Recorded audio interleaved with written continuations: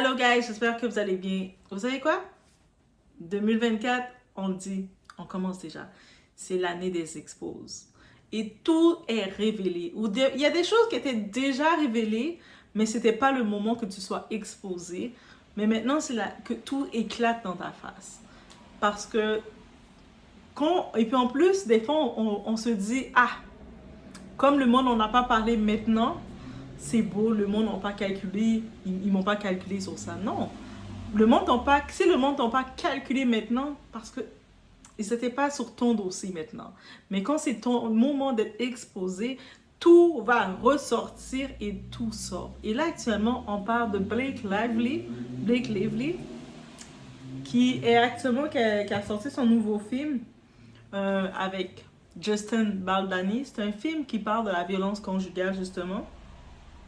Et là, ils sont dans la promotion du film. Donc, le film est au cinéma. Si vous êtes intéressé à aller le voir, c'est Jamais plus. La version, le côté franco-français. Ou si vous voulez regarder la version en anglais, c'est It Ends by Us. Et ce film-là, il est aussi une reprise d'un livre. Donc, il parle du tout. Ils ont mis ces acteurs-là, on peut imaginer. Et là, maintenant, on va regarder. Actuellement, on va voir le nom de Blake ressortir et pas de la bonne façon dans la promo. Je sais, toute promo peut être bonne, mais de ce côté-ci, à cause de son attitude ou son équipe derrière, c'est compliqué pour elle. Donc, on est chez la doigt, it's about everything.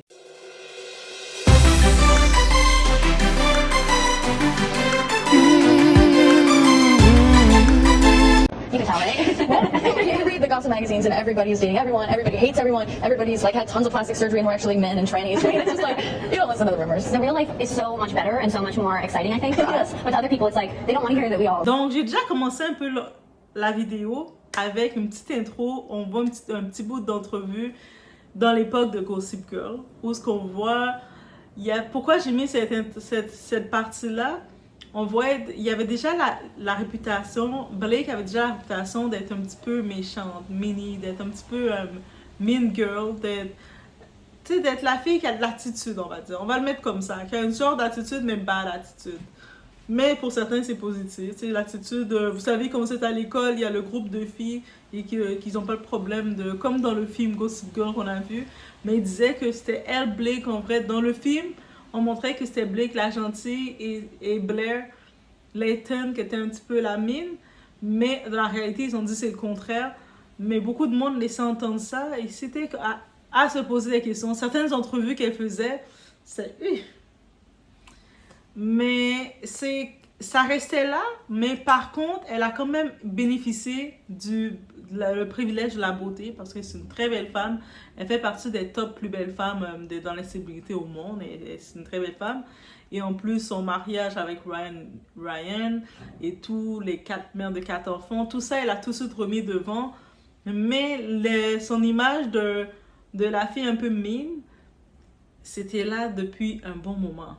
On a juste mis de côté et puis on regardait ailleurs. Mais là, ça ressort. Ça revient à la surface avec ces événements-là. C'est pour ça que je fais l'introduction en regardant le tout. Et là, justement, suite à ça, quand on regarde d'autres événements de Blake qui reviennent à la surface, parce que quand il y a un drama, il ressort tout. Surtout du côté américain, comment ils le font. Tu peux faire plusieurs actions, ça va passer jusqu'à ce que tu te retrouves exposé, c'est dans la cancel culture. Il te sort tout tout ressort. Donc, il n'y a rien qui est perdu, il n'y a rien qui est effacé, rien qui est oublié. On se souvient de tout et tout ressort. On se rappelle aussi, on voit le couple Ryan et elle, ils sont une belle famille, 4 enfants, mais on n'oublie pas, quand elle s'était affichée officiellement avec Ryan, techniquement, il était déjà marié ou il était déjà en couple avec Scarlett Johansson. Je pense qu'il était marié.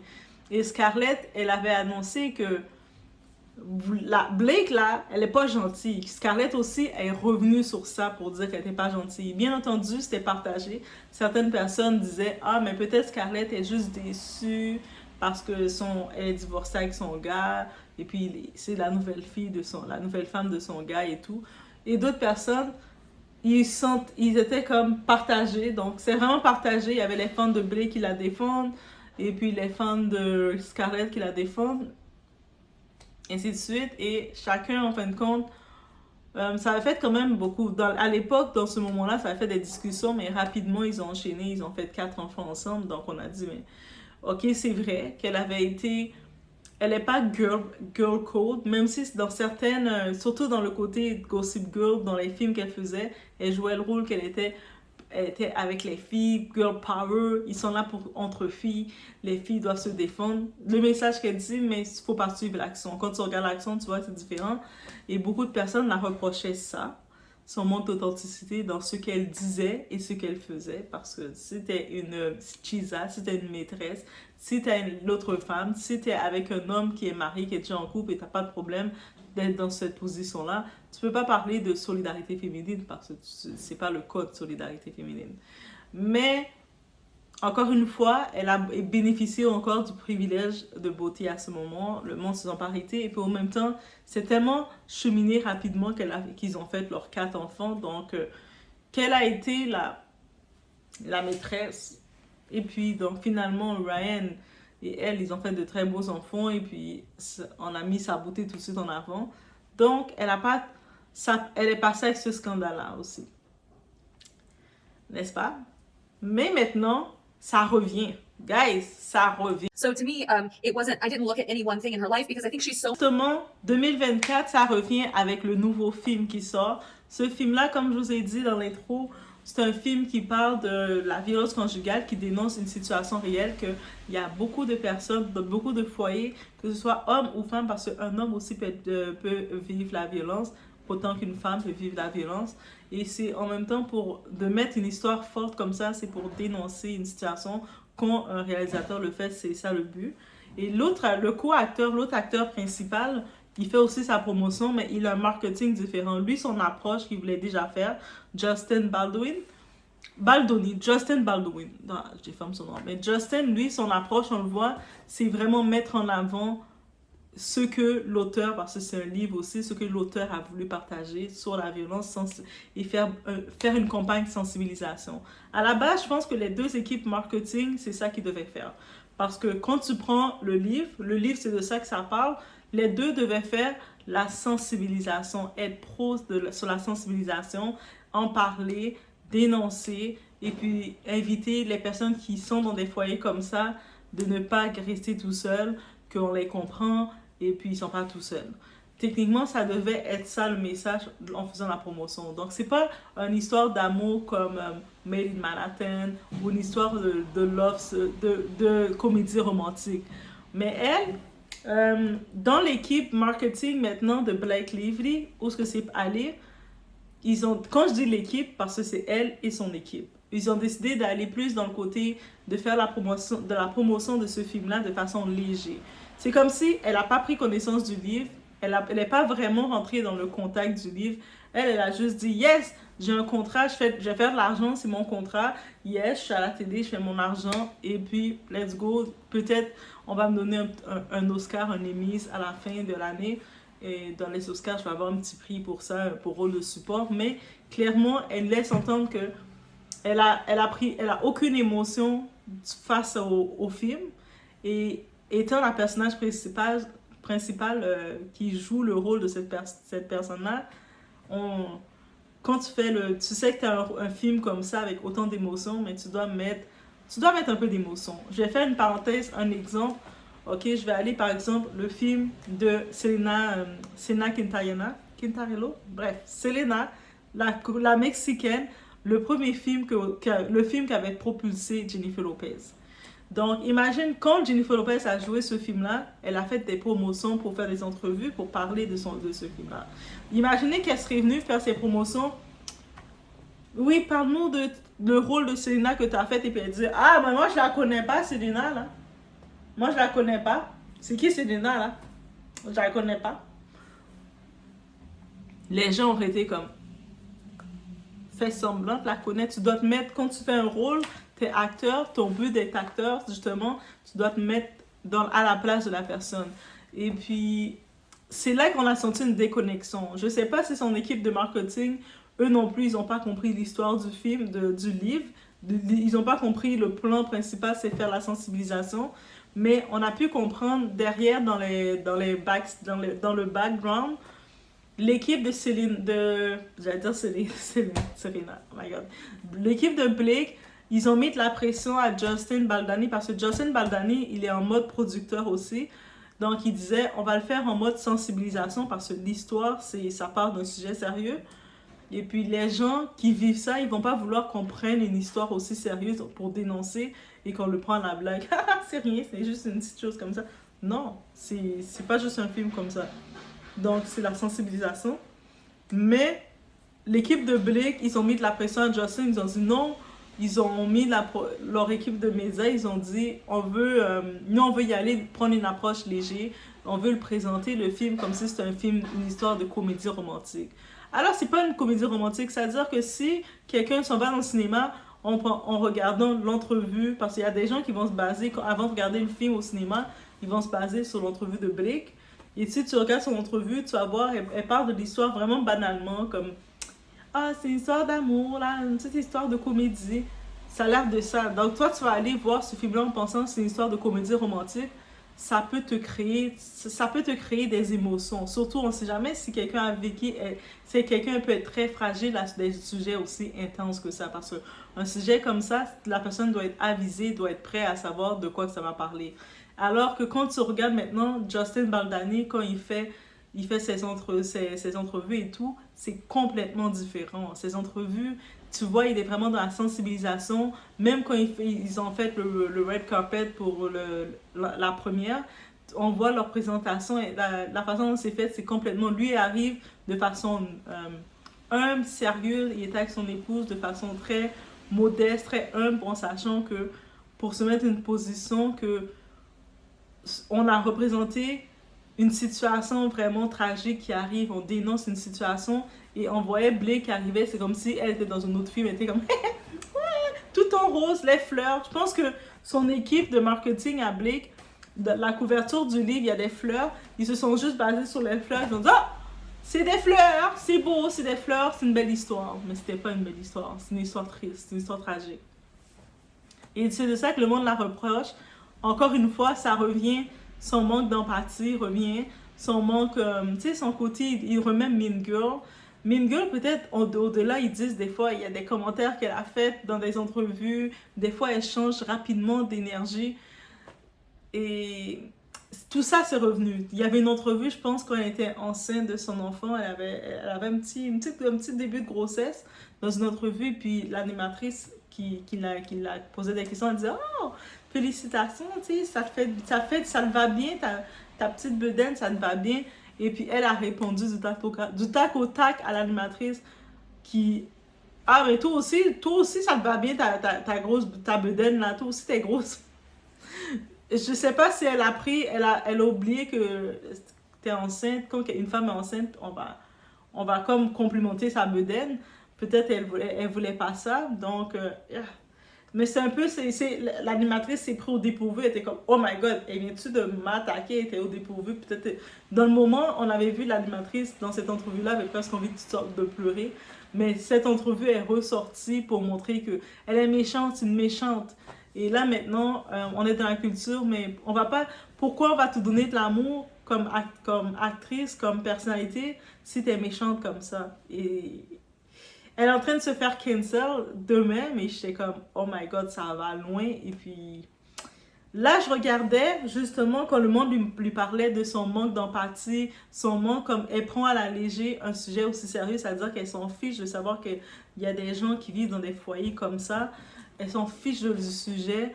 Et elle est juste venue faire ça pour son argent. Donc, il la reproche tout ça. Au lieu que son équipe revienne dessus et puis elle dit non, c'est pas que je m'en fiche, c'est juste que je sais que le sujet est lourd. Et elle aurait pu revenir comme ça. Elle avait décidé de vouloir venir attaquer Justin Baldoni, qui lui est plus dans la sensibilisation, en disant ah, mais lui, de toute façon.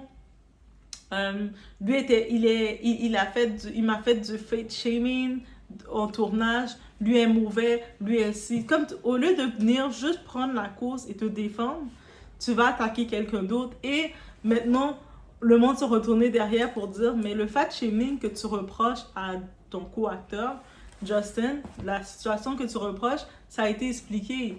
Parce que dans la scène du film, il y a un moment qu'il doit la porter. Et l'acteur Justin, il a des problèmes de dos. Donc, il a des problèmes de dos. Et lorsqu'il savait qu'il devait faire cette scène-là, il avait demandé à l'équipe, l'entourage, l'équipe de Blake, c'est combien elle mesure, parce que lui, comme ça, en sachant combien elle mesure, mais il va pouvoir se préparer pour faire la scène, pour pas qu'il se blesse dans le dos. Donc, il va pouvoir, mettons, quand il va faire ses exercices, il va pouvoir tenir le poids, son poids à elle, et faire se préparer, juste se préparer dans le porter pour conditionner son dos, pour pas qu'il arrive, il fait un faux mouvement, et puis si le poids qu'elle est, peut-être, peut être plus que ce qu'il devait être supporté dans son dos, mais ça le fait des séquelles. Il a dit, il veut prévenir, et c'est très responsable, parce que c'est un acteur aussi, il est payé pour ça, il va pas aller se blesser dans les scènes, après c'est fini, il peut plus faire de film. Donc, il peut plus faire de tournage. Mais elle a repris ça pour le traiter, dire, oh, il a fait du fat shaming, mais il a jamais dit que t'étais grosse, rien du tout. Il a juste demandé ton poids, et puis il a expliqué pourquoi. Juste pour vous dire, tu veux essayer, au lieu de juste comprendre que, ok, j'ai peut-être échappé la balle, j'ai pas eu la bonne approche pour présenter le film concernant l'histoire que ça implique, mais je reprends la balle et puis je les explique pourquoi je me suis détachée. Elle essaie de venir pointer du doigt quelqu'un d'autre, et puis de créer une fausse faute sur la personne. Donc, le monde lui reproche ça aussi. Et actuellement, jusqu'à maintenant, les plaintes viennent sur elle, mais et puis le fait qu'elle n'est pas en mesure de venir se justifier avec son équipe, elle est en train de se faire cancel. Du côté américain, vous savez, c'est très rapide pour cancel les personnalités. Comme des fois, ils peuvent te cancel pour un tout, un oui et un non, mais elle est en train de se faire cancel. Et il n'y a personne qui vient directement la défendre. C'est ça, c'est beaucoup. Il y a Amber Heard, on sait qu'Amber Heard, qui était l'ex-femme de Johnny Depp, je pense que c'est son amie, la unfollow. Tu sais, il y a plein de trucs comme ça qu'il a dit, parce que la scène de violence conjugale, et puis tu sais, il y a plein de... Le monde commence à en profiter, à agir, mais on n'a pas vu encore de réponse, de répartie suite à ça. Donc, il faudrait... Qu'est-ce qu'elle peut faire? Juste s'expliquer, faire un communiqué, s'expliquer au public. Mais elle doit s'expliquer rapidement, parce que sinon, c'est rapidement cancel. Le côté américain, vous savez, ça va vite, là. Quand ils cancel, les autres, ils vont vite, ils sont comme cancel. Donc, moi, encore une fois, quand je vois le tout, je vois une histoire de marketing. C'est deux personnalités avec deux marketing différents. Et puis, je vous le dis souvent, on peut avoir parce que c'est un livre en plus adapté en film, on peut avoir chacun le même livre à lire, parce que les acteurs, dites-vous, ils doivent lire les livres. S'ils doivent faire le film, ils doivent aussi comprendre le livre. Et puis, chacun l'interprète différent, a des émotions différentes. Donc, c'est pour ça que je ne penserais pas qu'elle est insensible ou quoi que ce soit à cause de ces émotions qui sont ressorties. Peut-être que justement, son approche, étant son équipe marketing, j'aurais plus dit à son équipe de réorienter ça pour elle. Donc, ils sont payés pour ça. Donc, quand je dis de le réorienter, ça veut dire de juste s'assurer d'expliquer aux gens, qu'elle explique aux gens, regarde, je sais que le sujet est déjà un sujet difficile, c'est un sujet lourd, mais moi, je voulais mettre, je sais que quand on va regarder le film, on sait c'est quoi le sujet. Il y a le film, le livre aussi, ça parle de ça, mais moi, je veux aussi mettre amener un petit côté léger, un côté que l'amour peut, tu sais, un petit côté sweet love, et puis vous allez déjà voir l'histoire se faire, mais je veux le présenter léger parce que le sujet est déjà lourd. Je pense que son équipe pourrait plus s'orienter dans son côté PR, il pourrait s'orienter sur ça, et parce que je pense que c'est ça qui lui est reproché. Donc, ils sont allés jusqu'en arrière dans ses entrevues, dans tout. Et la question de ces entrevues, même quand le monde dit « Ah, elle répondait méchamment, elle était si... » Mais moi, quand je regarde ces entrevues, j'ai jamais senti plus méchante que ça. Je sens que elle est, comment dirais-je, c'est quelqu'un qu'on voit ses émotions, des fois, elle peut switch rapidement ses émotions. Et ça, il y a du monde qui la décrit. Vous allez me dire, vous, en commentaire, que vous en pensez. Mais elle peut rapidement, des fois, elle va changer d'émotion rapidement, ou dépendant des questions. Peut-être qu'elle, comme par exemple, on l'a reproché pour l'animatrice d'avoir manqué de tact. Mais l'animatrice l'a dit, ah, ça te fait bien ta bedaine, mais elle n'avait pas annoncé nécessairement sa grossesse. Donc, ça veut dire, c'est un petit peu maladroit de dire ça aussi, parce que surtout qu'elle est à Los Angeles, le côté très superficiel et très, avec beaucoup de pression pour les actrices de perdre du poids. Elle est maman de 4 enfants, ça. Elle le sait qu'il peut en avoir mince comme ça. J'ose même pas imaginer les régimes qu'elle doit faire pour rester, toujours rester à sa taille et tout ça, manger des patates, des salades, et puis, même pas des patates, même des salades avec des concombres. Donc, j'imagine la pression qu'elle doit avoir pour rester la taille fine, pour rester aussi comme si elle n'avait jamais eu d'enfant, parce qu'ils t'observent, ils te jugent et tout ça. Donc, j'imagine que oui, c'est délicat, même si tu peux sentir, tu as l'image que, elle a eu un enfant, elle est enceinte maintenant, mais si la personne t'a pas annoncé qu'elle est enceinte, évitons de faire des commentaires sur « Oh, t'as une belle bedaine ». On évite. Et aussi, l'autre côté, que maintenant le monde retourne pour la reprocher son manque de solidarité, par exemple, parce que quand elle était avec Ryan, qui est son mari actuellement, le père de ses 4 enfants, elle a peuplé, hein? Et elle n'a pas fini de peupler. Donc, je disais, elle n'a pas fini, peut-être elle a fini, hein? Mais peut-être pas. Mais dans tous les cas, c'est bien beau que maintenant le monde veut le retourner, lui reprocher ça. Mais pourquoi on va lui reprocher ça? Oui, c'est vrai, elle était avec lui quand il était encore en couple avec l'autre femme. Mais pourquoi c'est toujours la femme qui doit être maintenant retournée encore prendre le blâme? C'est Ryan, là, qui a trompé Scarlett. Et c'est sûr, Scarlett a voulu entendre qu'elle était mean girl, elle était méchante. Mais je peux imaginer que dans ce type, la façon dont elles étaient en confrontation, je pense pas qu'elles étaient amies des deux côtés. Je pense pas que Scarlett, quand elle parlait avec Blake, dans le moment qu'elle savait qu'elle était l'autre femme, je pense pas que Scarlett lui parlait gentiment non plus. C'est comme « Allô Blake, moi je suis ton amie, hein, mais je vois que t'es l'autre femme de mon gars. Mon gars est avec toi alors qu'il est encore marié avec moi. C'est pas bon ce que tu fais, Blake, moi je t'aime beaucoup. » Je pense pas qu'elle a parlé comme ça. Donc je pense que les deux femmes sont piquées. Là maintenant que tu sors, c'est une mean girl. Ils n'étaient pas en relation pour être amis. Et puis c'est ça. Et puis aussi, même si on retourne vraiment dans le Gossip Girl, dans le show qui nous fait connaître Blake, même quand on retourne dans Gossip Girl, ils ont toujours voulu créer la rivalité dans la vraie vie. Comme dans l'émission, on sait que son personnage, Serena, était en compétition, était en frenemy avec Blair, qui est Layton. Mais en vrai, c'est vrai qu'ils se sont dit qu'elles ne sont pas amies dans la vie de tous les jours. Elles sont collègues. Mais elles n'étaient pas ennemies comme on pense. Elles faisaient leur rôle et puis elles l'ont tellement bien fait que c'est marquant. Gossip Girl est encore marquant jusqu'à maintenant parce que je continue de réécouter les saisons. Je continue de bien réécouter les saisons et je vous conseille de faire de même. Donc, je vous laisse sur ce. C'était mon avis sur le tour. Laissez-moi savoir ce que vous en pensez. Est-ce que vous pensez que c'est mérité de revenir comme ça sans prendre à Blake, la remettre en question, remettre son intégrité, son empathie, tout remettre en question? Est-ce que c'est légitime? Elle mérite ça. Je vous laisse sur ce. On se voit aux prochaines vidéos.